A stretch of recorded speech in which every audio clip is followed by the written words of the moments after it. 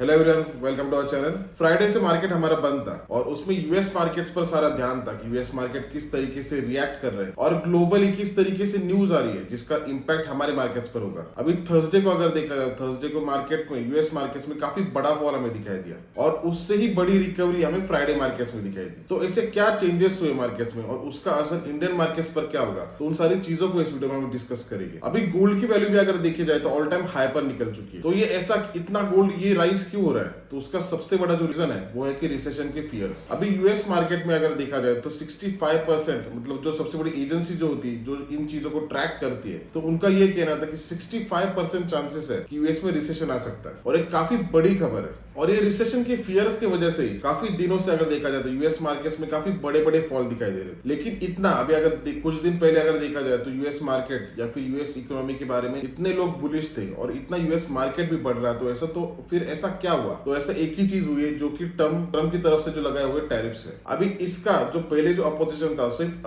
दूसरे लोग कर रहे थे, मतलब दूसरे लोग मतलब जो अपोजिशन में थे वो उसका विरोध कर रहे थे या फिर उनके जो फेड के जो चेयरमैन थे वो विरोध कर रहे थे। लेकिन उसके साथ अभी जो विरोध चल रहा है वो उनके जो खास जो पार्टनर थे, मतलब जो इलॉन मस्क जो पार्टनर थे, उनकी तरफ से भी अभी इन सारी चीजों को अभी अपोजिशन मिलना शुरू हो गया है। अभी अगर देखा जाए तो इलॉन मस्क ने ये कहा कि ये जो रेसिप्रोकल जो टैरिफ्स लगाए लग रहे हैं तो इसका काफी बुरा असर हो सकता है और इसको कहीं ना कहीं हमें स्टॉप करना चाहिए, क्योंकि उनको भी अभी ये रियलाइज होने लग गया है कि ये जो सारी चीजें है इसमें यूएस इकोनॉमी का ही बड़ा नुकसान होगा और यूएस कंपनीज का भी बड़ा नुकसान होगा। तो अभी ये रिलेशन उनको क्यों हुआ है, तो उनको ये रिलेशन होने का कारण यही है कि उनके जो टेस्ला के शेयर्स जो है वो काफी घट रहे हैं। उसके पीछे रीजन ये है कि वो यूएस मार्केट से बाहर जो अन्य कंट्रीज में जो टेस्ला का एक्सपोर्ट होता था तो वो काफी ज्यादा घट चुका है, क्योंकि इन्होंने यूएस मार्केट्स ने या फिर यूएस इकोनॉमी दूसरे कंट्रीज के ऊपर टैक्सेशन लगाया और उसी सिमिलर वे में दूसरे कंट्रीज ने भी इनके ऊपर टैक्सेशन लगाया। तो उसका असर क्या हुआ है कि जो टेस्ला के जो कार्स होते हैं तो वो काफी ज्यादा महंगे हो चुके हैं और वही एक रीजन था कि उसकी वजह से एक्सपोर्ट्स कम हो चुके हैं। तो ये कुछ हद तक अगर देखा जाए तो ये एक पॉजिटिव खबर है कि वहां से भी ये एक अपोजिशन मिलना शुरू हो गया और शायद आगे जाके ये कहीं पे रुक जाएगा या फिर कहीं पे ये स्टॉप होने के चांसेस भी बढ़ जाते हैं। और एक जो पॉजिटिव खबर अगर देखी जाए तो ये है कि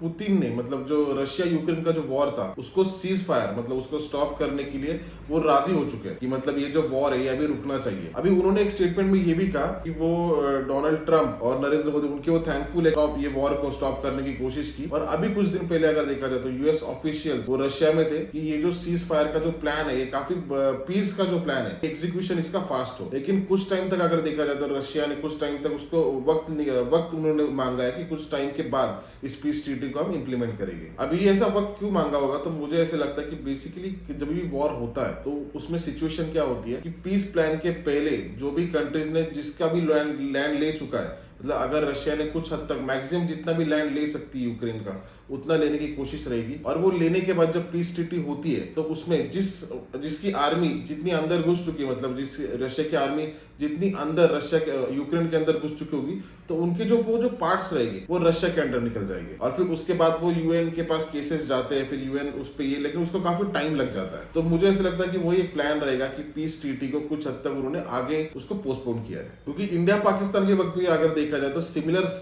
केस में हुआ था कि जिसकी जितनी आर्मी ने टेरिटरी कैप्चर कर लिया था उनके पास वो निकल गए थे। बेसिकली ऐसे कुछ पॉजिटिव खबरें भी है और इसके वजह से अभी गिफ्ट निफ्टी अगर देखा जाए तो काफी पॉजिटिव हमें दिखाई दे रही, करीबन 130 पॉइंट्स की पॉजिटिव साइड पर मूव हमें दिखाई दे रही। और इसी फैशन में मुझे ऐसा लगता है कि ऐसे जिस तरीके से न्यूज या फिर ये जो चीजें चल रही है अगर इसको सही तरीके से ट्रैक करेंगे तो ट्रेडिंग के लिए काफी अच्छा ये साबित हो सकता है, मतलब ये साल भी काफी अच्छा साबित हो सकता है, क्योंकि ट्रेडिंग के लिए काफी बड़ी अपॉर्चुनिटीज है। और जिस तरीके से मार्केट में मूवमेंट चल रही है तो मुझे लगता है कि इस ईयर में ट्रेडिंग की अपॉर्चुनिटी ज्यादा बढ़ जाएगी, क्योंकि मूवमेंट काफी रहेगी दोनों साइड पर। मतलब अभी मार्केट अगर गिर भी रहा है तो ऐसा नहीं होगा कि वन साइडली मार्केट गिरेगा, फिर अगर मार्केट बढ़ता भी है तो वन साइडली कोई मार्केट बढ़ता भी नहीं है। ये जो वोलेटिलिटी रहेगी ये कुछ हद तक अपॉर्चुनिटीज ट्रेडिंग के लिए लेकर आएगी, लेकिन उसके लिए हमें अलर्ट रहना चाहिए और जो ट्रेडिंग के जो लेवल्स रहेगी वो हमारे सटीक रहने चाहिए। अभी नेक्स्ट वीक के लिए कौन से लेवल्स है जो मुझे ऐसे लगता है कि वो इंपॉर्टेंट रह सकते हैं। अभी निफ्टी में अगर देखा जाए तो 22,550 और 22,300 इस टाइम फ्रेम में या फिर इस रेंज में काफी टाइम उसने गुजारा। अभी बेसिकली अगर देखा जाए तो सबसे इंपॉर्टेंट जो लेवल्स रहेंगे तो 22,550 के ऊपर अगर निफ्टी निकलती है तो वहां पे एक बाय ट्रेड बन सकता है जिसका स्टॉप लॉस मुझे लगता है कि 22,500 ये रहना चाहिए।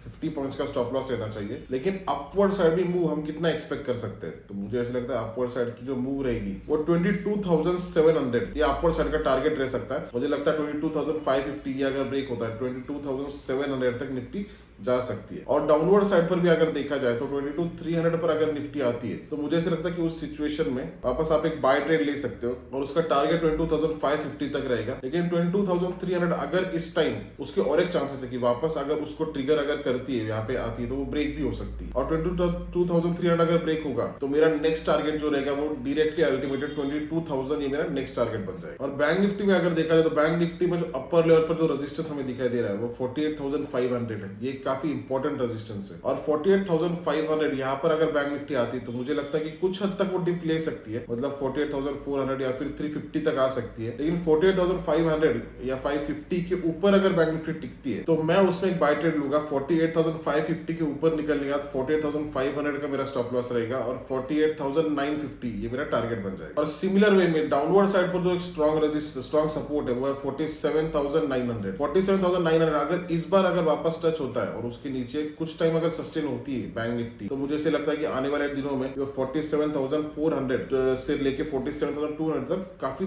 क्विकली वो निकल सकता है। लेकिन उसके लिए उसको 47,800 या फिर 900 के नीचे उसको सस्टेन करना चाहिए। और ये कुछ इंपॉर्टेंट लेवल्स रहेंगे मेरे हिसाब से जो निफ्टी और बैंक निफ्टी के लिए काफी क्रूशियल रहेंगे। और आई होप ये वीडियो आपके लिए बेनिफिशियल रहे और आपकी ट्रेडिंग जर्नी अच्छी रहे। Thank you.